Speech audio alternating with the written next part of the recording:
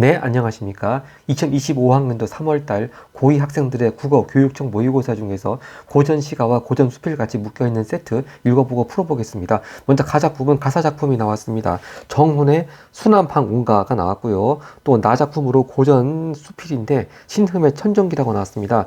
이 두 작가들 정훈과 신흠 이 두 분은 임진왜란을 겪으면서 거의 같은 시기에 살아셨던 분으로 되어 있고요. 특히 이 두 작가 모두 평가원에서 수능이나 모의고사에 또 다른 작품들을 출제한 그런 기출 이력 있는 나름대로 네임드 있는 그런 작가분들입니다. 일단 정훈 작가 같은 경우는 일상생활에서 그 빈곤을 탓하지 않는 그런 내용으로 탄군가 또 우할가 그런 것이 나왔었죠. 또 신음 같은 경우에는 방홍시어가 또 나왔습니다. 근데 여기 보니까 정훈 작가 이 작품도 순환방홍가인데요. 이 순환방홍이 정훈의 자기 호라고 그럽니다. 여기 방홍이 또 그 신음 작가가 전에 평가원 기출에 나왔던 방홍 시어에 또 여기 방홍도 있네요. 하여튼 나름 각자 유명한 작품들을 쓴 분들인데 이번 모의고사에서는 그렇게 알려지지 않은 작품이 나온 것 같습니다. 근데 요번 그 고2 3월달 문학 출제 경향이 좀 희한한 게 현대문학도 그렇고 고전문학도 그렇고 작가는 유명한데 그 작품은 좀 낯설게 보이는 그런 작품들이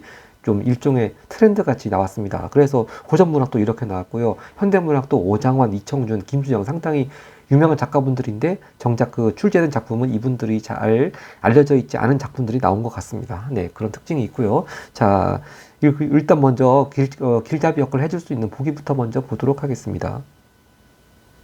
45번의 보기가 있는데요.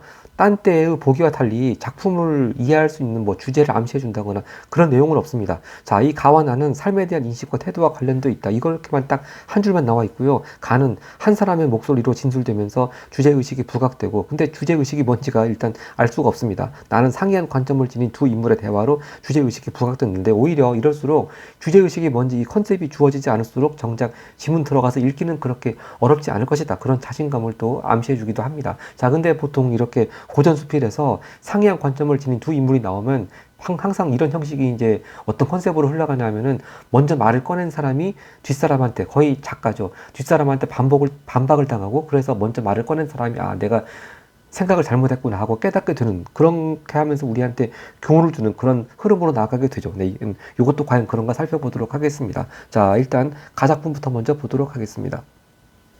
가작품 시작합니다. 생계는 넉넉지 않아도 뜰이나마 풍족하니 단표 누공도 서러운 줄 모르이다. 자, 이 두 행만 보더라도 이 가작품 컨셉은 일상생활에서 좀 가난하긴 하지만 만족감을 느끼는 그런 컨셉이구나 금방 알 수가 있습니다. 이 단표 누공 그 각주를 보더라도요, 흔히 뭐 소박하게 먹고 사는 그런 거 표현할 때 자주 나옵니다. 단표 누공도 서러운 줄 모르리다. 딱 만족감이라는 거 알 수가 있고요.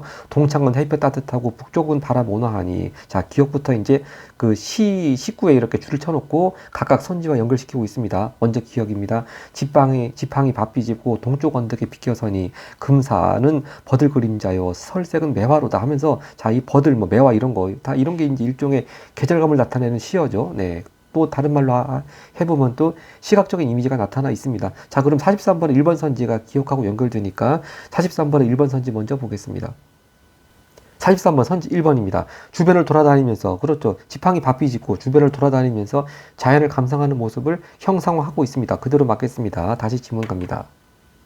또 산새는 봄을 맞아. 자, 드디어 봄부터 시작합니다. 과연 봄, 여름, 가을, 겨울 사계절이 다 있을지, 아니면 일부라도 있을지, 또 아니면 봄만 있을지 한번 쭉 읽어보면 되겠고요. 하여튼 이제 봄부터 시작을 합니다. 역시 계절감을 나타내는 시어가 있고요. 봄을 맞아 노래하는 소리건을 임화, 바로 숲속의 꽃이겠죠. 비온 후에 웃음을 머금었다. 자, 좀 이따 선지도 나오겠지만 바로 이렇게 꽃이 웃음을 머금었다고 하니까 사물에 인격을 부여한 거죠. 네, 그렇게 딱딱 반응이 돼야 되겠습니다. 그 다음 니은으로 이어집니다. 니은, 온갖 계절 경치 실컷 다 본 후에 이봐 아이들아 서쪽 밭에 일이 있다. 자, 이렇게 아이들아 이렇게 고전시가 나오면 또 청자가 있는 거, 또 말을 건네는 방식 이런 거 늘 나오고요. 하여튼 이 니은에서 43번 2번 선지가 연결되니까 보도록 하겠습니다. 선지 2번입니다. 자연을 즐기되 생계를 위한 일에도 소홀히 하지 않는 모습 나타내고 있다. 역시 아이들아 부르면서 뭐 반일하라고 시키니까 역시 이것도 맞다고 볼 수가 있겠습니다. 다시 지문 갑니다. 자, 이렇게 밭에 일이 있다고 하놓고서 농기구 얘기들이 나오죠. 따비, 호미 다 제각각 갖추어라. 갈거니 지거니 여러 일랑 마친 후에 광주리를 둘러매고 뒷산에 올라가니 어린 추나물 못 닦고 고사리 채에 살쪘다. 꺾으며 담으며 바구니 못 다쳐서 봉우리에 올라앉아 채미가를 길게 읊어. 여기 길게 읊어 하니까 요건 또 청각적 이미지겠죠. 향철 운소에 가슴속이 상쾌하니 무대에서 바람을 쐰다 한들 여기서 더하는가. 여기서 무의대 각주 보면은 그 각주에 저렇게 나와 있습니다. 공자의 제자 증점의 고사에서 유래된 표현으로 욕심 없이 유자작함을 이루는 말. 근데 뭐 무대가 어딘지 뭐 잘 모른다 하더라도요. 딱 이런 그 표현 방식 고전시가 잘 나옵니다. 자기가 현재 있는 곳에서 가장 만족감을 느낄 때 내가 있는 이곳이 제일 좋아. 그렇게만 끝내주는 것이 아니고 고사 속에 어느 뭐 유명한 명소를 인용을 하면서 그것이 아무리 좋다 한들 내가 현재 있는 이곳이 더 좋다. 그렇게 할 때 항상 비교대상으로 고사 속의 명소가 나옵니다. 바로 이렇게 고사 속의 명소로 무대를 끌어들여서 무대와 비교를 한다 한들 여기가 더 훨씬 바람 쐬고 상쾌하고 좋다. 그런 그 작가의 그 의식을 표현하고 있습니다. 그런 고전 시가에 잘 나오는 표현 방식이었고요. 자, 하여튼 여기가 제일 바람 쐬고 상쾌하게 제일 좋다는 뜻이고요. 잠깐 산책하여 작은 집에 돌아오니. 자, 근데요, 이 작은 집 앞에 어디 갔습니까? 지금 뭐 동쪽 언덕 같고 뒷산 같고 뭐 그다음에 봉우리에 갔고 다시 작은 집을 왔고 뒤에 보면 또 물가로 갑니다. 바로 이것이 이제 흔히 그 운문문학에서 자주 선지에 나오는 공간 이동이죠. 공간 이동이 분명히 나타나 있습니다. 네.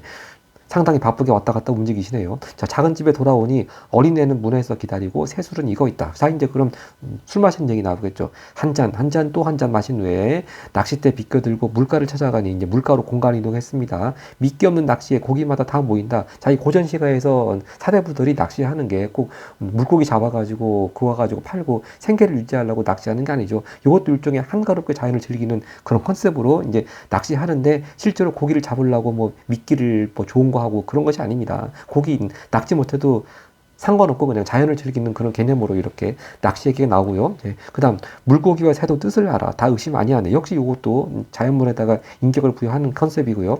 또 아름다운 물결은 밤낮을 쉬지 않거늘 물가에서 시를 짓고 언덕 올라 또 공간 이동 또 나왔습니다. 휘파람 불어 하루하루 또 하루에 산수로 소이라니 산수의 즐거움을 나밖에 뉘 아는고. 역시 자연 속에서 즐기는 컨셉 그대로 계속 이어지고요. 하늘에 해가 길고 자 드디어 이제 여름 나왔습니다. 하늘에 해가 길고 우거진 나무에 그늘지거늘. 자, 요 앞에까지가 이렇게 긴 부분이 다 봄이었네요. 자, 이제 지금부터 여름 시작합니다. 네, 계절 변화가 나타나 있습니다. 소나무 뿌리에서 뿌리에 비견우와 긴잠을 못 깨니 지저귀는 꾀꼬리 소리는 교태하는 소리로다. 서늘한 기운이 교회에 들고 또 금방 서늘한 기운 나왔네요. 이제 가을 얘기 들어갔습니다. 가을 서늘한 기운이 교회에 들고 잔구름이 사방에서 거치니 하늘빛 물그림자 한빛이 되어 있다. 자, 시각적인 표현 계속 이어지고요. 흰 갈대 해치고 붉은 역기 깔고 앉아 국화를 역시 계절감을 드러내는 시어 가을을 상징하는 국화 나왔고요. 국화를 잔에 띄워 밝은 달을 맞아오니 끝없는 맑은 경치를 나 혼자 맡아 있다. 또 북풍, 이제 겨울 나왔습니다. 북풍 백설. 자, 결국 봄, 여름, 가을, 겨울. 봄이 가장 길었고요. 여름, 가을, 겨울 이렇게 짧게 언급을 하고 있지만 사계절 다 나왔습니다.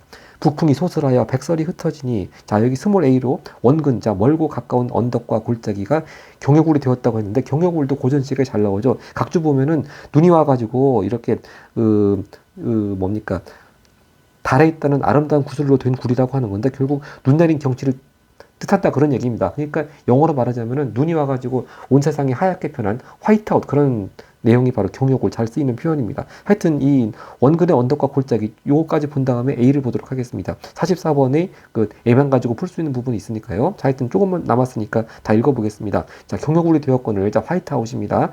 눈썹을 찡그리며 시를 읊으니 시흥이 더 새롭다. 자, 근데 이 눈썹을 찡그린다 해서 요거 가지고 문제를 내진 않았습니다만 요것도 이제 오해할 수가 있는 게 자, 눈썹을 찡그리는 게 뭔가 마음에 안 들거나 불쾌한 게 있어가지고 눈썹을 찡그리는 게 아니겠죠. 자, 이렇게 온 세상이 하얗게 되는데 거기 햇빛이 비치니까 그게 햇빛이 눈에 반사가 되겠죠. 그래서 상당히 눈이 부시니까 눈썹을 찡그린 거지 뭔가 마음에 안 들거나 불쾌한 게 있어서 눈썹 찡그린 것이 아닙니다. 그걸 어떻게 알 수 있느냐? 바로 뒤를 이어서 시를 읊으니 시흥이 더 새롭다고 하지 않습니까? 지금 흥이 나는 상황이지 뭔가 마음에 안 드는 그런 상황이 아닙니다. 자, 그 다음 디귿입니다. 사계절 아름다운 경치가 다 제각각 재촉하니 게으른 이 몸이 언제 한가 할꼬. 자, 이게 43번에 3번 선지로 이어집니다. 자, 사계절 아름다운 경치가 다 제각각 재촉하니 게으른 이 몸이 언제야 한가할꼬. 이렇게 경치 즐기느라 한가할 새가 없다. 그렇게 소리적인 표현을 하고 있는데 43번의 3번 선지를 보겠습니다.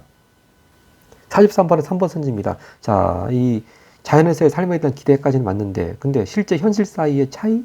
왠지 여기서부터 어긋나 보이죠. 차이에서 비롯된 아쉬움을 드러내고 있다. 이것이 적절하지 않은 거 답 고를 수 있었습니다. 자, 이 사계절 아름다운 경치가 다 제각각 재촉하니 시가 다 막 봄이면 봄, 여름이면 겨울, 가을이면 가을, 겨울이면 겨울 다 여기 좀 봐주세요. 여기 좀 봐주세요. 그렇게 자기한테 구경하라고 재촉하니까 자기가 사람 몸은 하나밖에 없고 시간은 정해져 있는데 다 그걸 즐기느라 진짜 다 즐길 시간이 없다. 그래서 도대체 경치 즐기느라고 한가할 틈이 없다. 그런 뜻으로 쓰인 것이지요. 전혀 아쉬움 그런 것도 없고 뭐 삶에 대한 기대하고 현실 사이 차이 그런 것도 아닙니다. 3번이 완전히 적절하지 않은 거 금방 찾을 수 있겠습니다. 근데 이번 그 고2 3월달 그 문화작품의 특징이 역시 고전문화, 현대문화 가리지 않고요. 무슨 아쉬움, 뭐 좌절감 그런 개념을 써가지고 잘못된 선지들을 많이 만들고 있습니다. 네, 아쉬움, 좌절감 그런 것이 적절하지 않은 선지가 되는 그런 문제들을 좀 많이 요번에 만든 것 같습니다. 자, 계속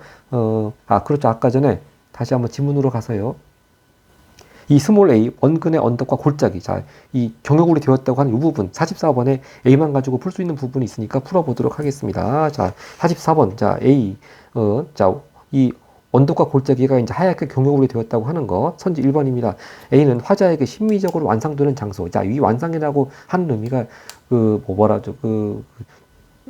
즐겁게 감상하는 그런 내용이죠. 네. 완상 뜻만 알면 당연히 이 a 맞겠습니다. 네.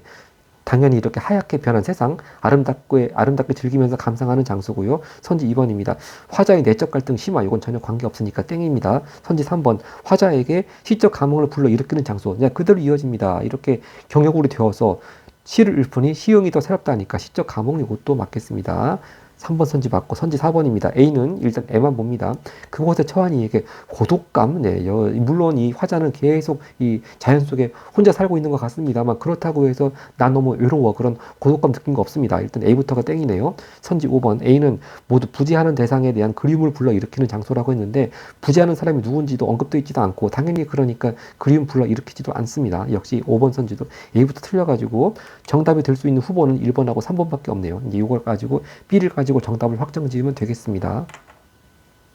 다음은 이제 지문이 끝나고 첫 번째 42번에서 가를 가지고 풀 수 있는 부분, 자 표현상 특징에 대한 문제니까 가를 가지고 풀 수 있는 부분 먼저 한번 풀어보겠습니다. 선지 1번입니다. 가는 공간의 이동에 따라 아까 공간 이동 충분히 나온다고 그랬죠. 계속 어디 막 바쁘게 왔다 갔다 합니다. 그런데요, 삶에 대한 인식의 전환을 보여줍니다. 이게 틀렸네요. 자, 이 자연 속에서 만족감 그대로 쭉 이어지지 인식의 전환이 없습니다. 그래서 만약에 이 지문을 읽어 나갈 때 금방금방 공간 이동을 반응하지 못했다 하더라도요, 여기서 딱 끊어가지고 일단 공간 이동을 다시 찾으러 갈 필요 없이 삶에 대한 인식의 전환부터가 없기 때문에 일단 그 자체가 1번이 틀렸습니다. 또 선지 3번으로 갑니다. 가는 자연과 인간을 대비한다고 했는데 글쎄요, 자연과 인간을 대비하는 거 못 본 것 같은데 이걸 모른다 하더라도 그 뒷부분 부정적 세태를 비판한 적이 없지 않습니까? 전혀 세태 얘기 나오지 않습니다. 그래서 역시 이것도 3번도 가부터가 틀렸습니다. 또 선지 4번입니다. 가는 자연을 감각적으로 묘사해. 그렇죠. 특히 시각적 이미지가 두드러지죠. 감각적으로 묘사해서 계절감 드러내고 있습니다. 이것도 일단 4번 맞습니다. 일단 정답 후보고요. 선지 5번. 가는 사물의 인격을 부여한 거 맞죠? 뭐 임화가 웃는다고 그랬고 몇 가지 있었습니다. 네, 근데 자, 아까 뭐 물고기와 새도 뜻을 알아 그런 부분 인격을 부여한 것은 맞는데요. 뒤가 틀렸습니다. 대상에 대한 비판적 인식. 자, 이거 역시 그 선지 2번처럼 뭐 문제 상황의 심화, 그다음에 선지 3번처럼 과거와 현재 뭐 비교하면 부정적 세태 부정적 세태 비판, 뭔가 좀 부정적인 거 비판적인 거 그런 거 없습니다. 그러니까 굳이 다시 지문으로 돌아가서 어디 사물에 인격을 부여한 게 어딘가 찾아볼 필요도 없이요. 대상에 대한 비판적 인식, 이 부분부터 가가 틀렸습니다. 그래서 딱 이것만 보더라도 일단 가만 가지고 봤을 땐 선지 4번이 가장 유력한 정답 후보고 이제 나아가 나와 있는 선지 2번만 살펴보고 정답을 확정하면 되겠습니다. 그 다음 이제 보기 문제에서 가를 가지고 풀 수 있는 거 한번 풀어보겠습니다.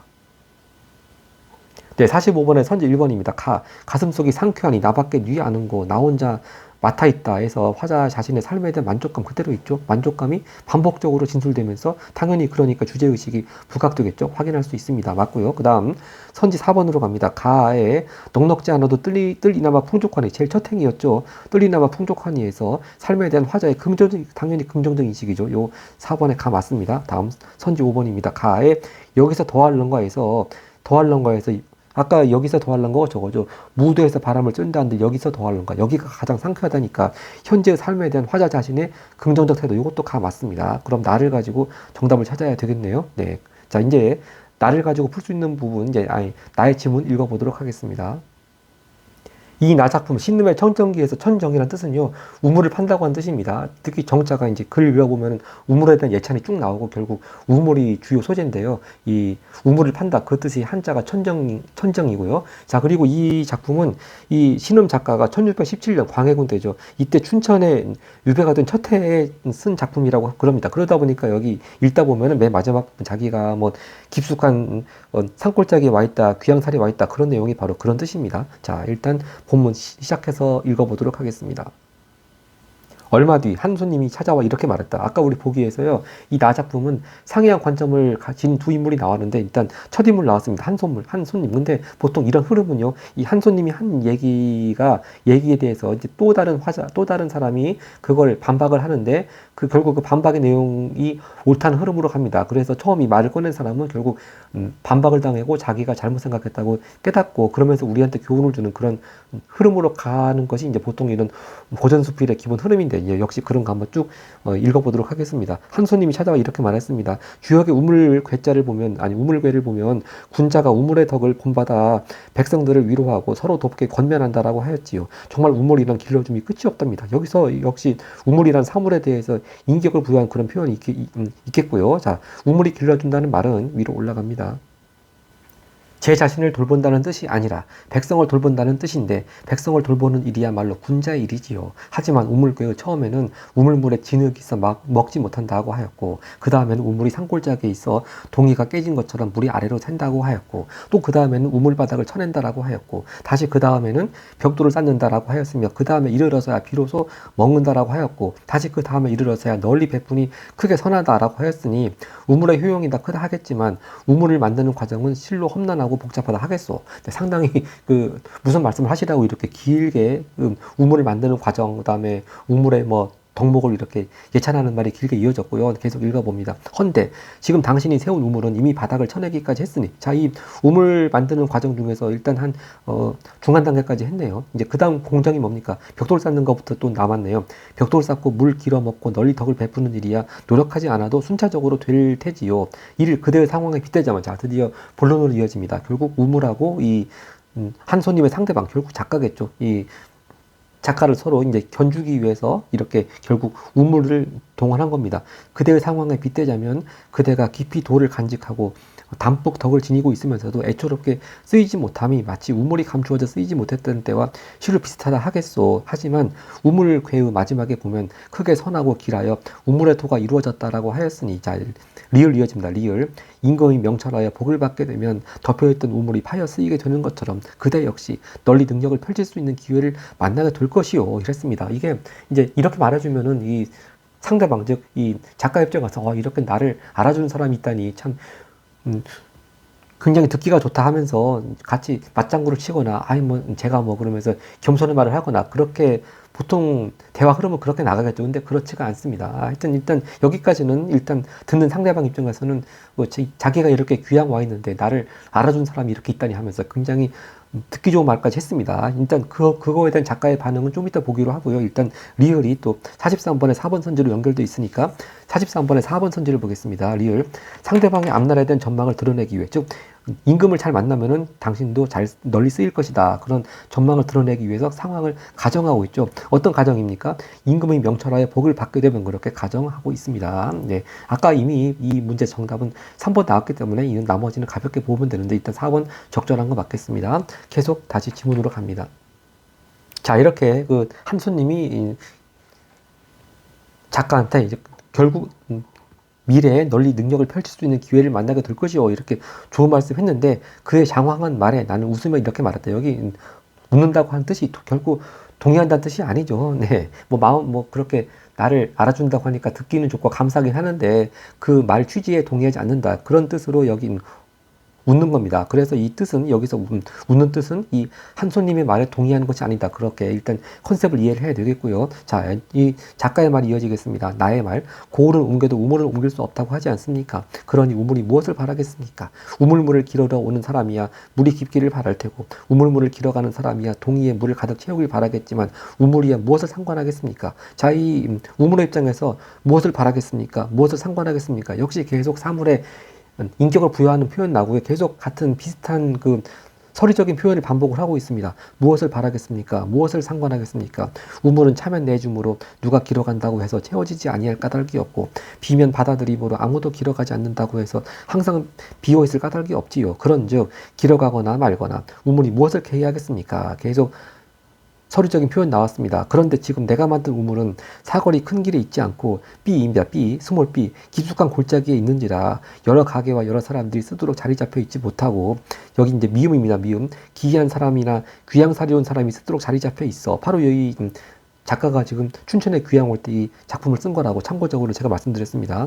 그래서 귀양살이 온 사람이 쓰도록 자리 잡혀 있어. 그 생김새나 쓰임새가 실로 나의 처지와 비슷하긴 하지요. 자, 나의 처지와 비슷하긴 하지요. 이 부분은 이제 이 한 손님의 말에 뭐 일부나마 동의하는 거는 뉘앙스가 또 있다고 볼 수가 있겠네요. 이제 자, 그런데 이제 나의 처지와 비슷한데 내가 쓰이고 버려짐이야 이 우물의 처지와 똑같지만 모든 일이 조물주에게 달린 것이니 내 뭘 상관하겠어. 자, 그러니까 이렇게 무엇을 바라겠습니까? 무엇을 상관하겠습니까? 무엇을 개의하겠습니까? 무엇을 내 뭘 상관하겠어. 그래서 자기는 뭐 이렇게 임금 잘 만나서 다시 세상에 널리 능력을 펼칠 기회가 다시 주어질지 아닐지 뭐 그런 건 상관 않고 계속 그 자리에 있겠다 그런 뜻으로 이 앞에 한 손님의 말에 아주 점잖게 반박을 했습니다. 자, 하여튼 일단 여기 먼저 스몰 B 깊숙한 산골짜기 나오니까요. 이거 아까 스몰 A를 가지고 44번 거의 다 풀었습니다만 44번 마저 B를 보면서 정답을 확정하도록 하겠습니다. 이 44번에 이제 B입니다. B를 볼 수 있는 게 이제 가장 정답 후보가 3번이었으니까 3번 먼저 B부터 먼저 보도록 아니 먼저 1번하고 3번이 후보였죠. 선지 1번부터 보겠습니다. B는 사람들이 접근하기 어려운 장소. 이게 맞네요. 네, 깊숙한 골짜기. 사람들이 접근하기 어렵지 않습니까? 네. 겨우 이제 접근할 수 있는 사람은 기이한 사람이나 귀양살이 온 사람밖에 없습니다. 그러니까 사람들이 접근하기 어려운 장소, 깊숙한 골짜기. 요 B도 맞습니다. 그럼 선지 1번이 가장 적절한 거 일단 확정을 짓고 한번 가볍게 3번을 보겠습니다. 자, B는요. 깊숙한 골짜기는 글쓰니까 세상을 근심하게 하는 장소. 자, 자기는요. 별로 뭐 세상 일에 개의 안 하고 상관 안 하고 뭐 그런 지금 컨셉을 보이고 있습니다. 그래서 세상을 근심 그런 거는 좀 적절하지 않겠죠. 네. 그래서 3번은 B가 틀렸네요. 네. 자, 그리고 나머지도 한번 가볍게 해볼까요? 선지 2번. 이 B가 깊숙한 골짜기가 글쓴이의 내적 갈등이 해소되는 장소. 글쎄요. 세상 일 상관하지 않는다고 하는 거하고 내적 갈등이 해소되는 건 관련이 없죠. 자, 좀 거리가 멉니다. 일단 땡이라고 보고요. 어차피 땡이고요. 선지 2번. 선지 4번을 보겠습니다. 모두 그곳에 처한 이게 고독감을 불러일으키는 장소. 글쎄요. 깊숙한 골짜기에 있으니까 고독감 불러일으킨다고 B는 볼 수도 있겠네요. 근데 이미 A부터 틀렸습니다. 그 다음에 선지 5번요. 그 부재하는 대상에 대한 그리움 불러일으킨 장소인데 여기서도 역시 뭐 누가 지금 없어서 누구를 그리워한다 그런 건 나오지 않았습니다. 그러니까 A에 이어가지고 B도 땡이고 역시 가장 적절한 건 정답 1번 확실하겠습니다. 그 다음에 이제 미음 43번에 미음 이제 마지막 선지 5번을 보겠습니다. 자, 5번이 이제 기이한 사람이나 귀양살이 온 사람이 쓰도록 자리 잡혀 있다 이 부분인데요. 자, 바로 대상이 위치한 장소의 특성 때문에 즉 깊숙한 골짜기 있는 특성 때문에 그 쓰임에 제약이 있는 상황을 표현하고 있다. 이것도 적절하겠습니다. 그래서 아까 우리가 이미 정답 후보 골라낸 것처럼 선지 3번이 가장 이 뭐 현실 사이의 차이에서 비롯된 아쉬움 적절하지 않은 거 3번 확정하면 되겠고 이제 아까 표현상 특징이 나와 있는 42번을 가볼까요? 42번도 우선 가장 유력한 정답 후보가 4번 나왔으니까 4번부터 먼저 보겠습니다. 나는요, 사물의 특성에서 유추한 교훈적 의미 전달하고 있다. 그대로 맞네요. 바로 어떤 사물입니까? 우물이죠, 우물. 네, 우물의 특성에서 유추한 교훈적 의미 그대로 전달하고 있는 거 역시 4번 가장 확실히 적절한 거 답이 되겠습니다. 네, 나머지도 한번 가볍게 보겠습니다. 일단 선지 2번 보면 나는 시간의 흐름에 따른 대상의 변화를 묘사해. 글쎄요, 우물을 처음에는 진흙이 있어가지고 먹지 못하다가, 그 다음에 뭐, 바닥을 쳐내고 벽돌 쌓고 하니까 시간의 흐름에 따른 대상의 변화, 뭐 이거는 일단 맞다고 볼 수가 있는데 문제는 뒤가 틀렸습니다. 그렇다고 해서 그게 문제 상황의 심화를 드러내는 건 아니죠. 문제 상황의 심화를 드러낸다는 게 틀렸습니다. 네, 결국 우물은 이런 과정을 거쳐가지고 백성을 돌보는 덕을 베푸는 그런 걸 하는 거지 뭐 문제 상황을 심화시키는 것이 아니죠. 네. 그 다음에 선지 3번을 보겠습니다. 나는 과거와 현재를 비교하여 부정적 세태를 비판. 자, 이거는 지금 그 귀양살이 와 있는, 물론 여기 귀양살이라는 얘기는 안 나와 있습니다만, 이렇게 깊숙한 골짜기에서 있는 그 작가에 대한 얘기만 하고 있지, 뭐, 그 세태 얘기 나오는 것도 아니고, 과거와 현재를 비교하는 것도 아닙니다. 그래서 나도 틀렸습니다. 또 선지 5번을 보면은, 역시 아까 전에 우리가 우물에다가 쭉 인격을 부여한 것은 맞죠. 근데 역시 대상에 대한 비판적 인식? 자, 그 우물에 대해서 무슨 비판적 얘기 쓴 것이 없죠. 그러니까 나도 틀렸습니다. 그래서 적절한 거 4번 확실하게 확인을 하고 이제 마지막 보기 문제 45번 가겠습니다. 네, 45번은 적절하지 않는 거 찾는 것인데 일단 가만 가지고 풀 수 있는 것에는 답을 찾지 못했고요. 이제 선지 2번을 보겠습니다. 나의 기회를 만나게 될 것이오와 무엇을 바라겠습니까? 자, 기회를 만나게 될 것이오는 손님이 한 말이고 무엇을 바라겠습니다는 내가 한 말이죠. 그래서 삶에 대한 손님과 글쓴이의 태도가 차이가 있음을 확인할 수 있군. 요거 그대로 맞고요. 선지 3번입니다. 나의 아무도 길어가지 않는다고 해서 항상 비어있을 까닭이 없지요 해서 자신이 처한 상황과 상관없이 덕과 도를 지닌 삶을 살겠다는 글쓴이의 태도 엿볼 수 있고 이것도 그대로 맞겠습니다. 또 선지 4번 나의 채워지지 아니할 까닭이 없고 해서 삶에 대한 글쓴이의 좌절감 역시 또 아니네요. 자, 계속 자기는 무엇을 바라겠습니까? 상관하지 않겠습니다. 무엇을 상관하겠습니까? 무엇을 개의하겠습니까? 그렇게 마치 초연한 태도를 보이고 있지 뭐 좌절감 그런 거 없습니다. 그래서 아까도 말씀드렸지만 이번 시험 세트에 문학 문제에서 현대문학, 고전문학 안 가리고 아쉬움, 좌절감 그런 단어를 가지고 잘못된 선지를 계속 만들어내고 있습니다. 일단 선지 4번은 나에서 틀렸습니다. 여기서 글쓴이 좌절감 이거 없죠. 네, 4번 적절한 거 확실하고요. 이제 가볍게 선지 5번을 보겠습니다. 나의 실로 비슷하다. 자, 실로 비슷하다 해서 글쓴이의 실로 비슷하다 해서 글쓴이의 현재 삶에 대한 손님의 안타까움을 엿볼 수 있군. 자, 이 실로 비슷하다. 자, 우물의 처지하고 작가 처지하고 비슷하다고 이거 손님이 얘기한 겁니다. 손님이 이렇게 얘기하면서 이렇게 임금만 잘 만나면 널리 쓰일 텐데 지금 쓰이지 못하는 상황에 대해서 손님이 안타까운 표현을 하는 것인데요. 이것도 일단 선지 5번 맞는데 이것도 슬쩍 잘못된 선지를 만들려면은 이 안타까움을 표시한 사람이 손님이 아니고 이 작가라고 한다거나 나라고 한다거나 그렇게 살짝 이 주체를 바꿔칠 수는 있겠습니다. 하여튼 근데 이 선지 5번은 그대로 맞겠습니다. 이 실로 비슷하다 이런 얘기 한 것은 지금 글쓴이의 현재 삶에 대해서 이렇게 쓰이지 못하는 그런 상황에 대해서 손님이 안타까운 마음을 표현한 것이죠. 네, 선지 5번도 맞고 답 4번 확실하겠습니다. 자, 이렇게 해서 고2 3월달 교육청 모의고사 고전시그와 고전수필 세트 같이 복습 마치겠습니다. 고맙습니다.